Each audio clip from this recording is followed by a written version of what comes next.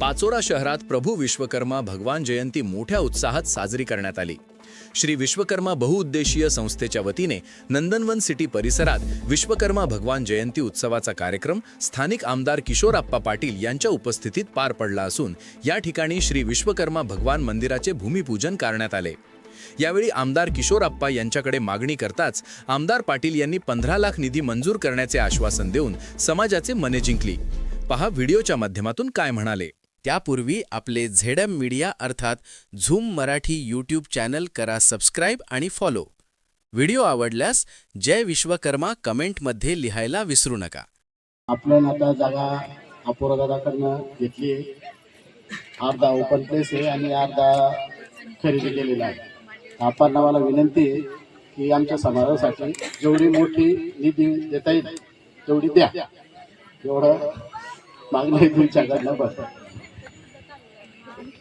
विश्वकर्मा जयंतीच्या निमित्तानं आयोजित या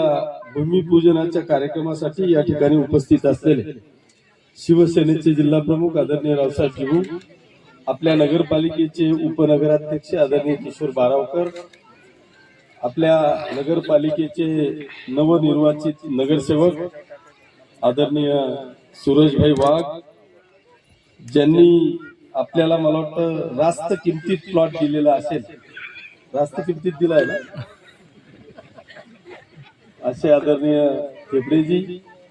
या समाजाचे आपल्या तालुक्याचे अध्यक्ष आदरणीय भगवान भाऊ, अध्यक्ष साहेब नाना, आणि जे गेल्या तासभरापासून आपलं सगळ्यांचं मनोरंजन करताय असे 82 वर्षाचे तरुण, आपले सगळ्यांचे लाडके बीटी मामा, सर्व संघटनेचे पदाधिकारी, उपस्थित सर्व माता भगिनी, बांधवांनो आणि मित्रांनो, सुतार समाज कुठेही बाजूला राहता कामा नये किंवा मागे राहता कामा नये, म्हणून आज आपल्या सगळ्यांचे लाडके विश्वकर्मा यांच्या जयंतीच्या निमित्तानं आज मी आपल्याला या ठिकाणी जाहीर करतो की जे भूमिपूजन आपण या ठिकाणी केलेलं आहे त्या भूमिपूजनाला सभा मंडपासाठी 15 लाख रुपयाचा निधी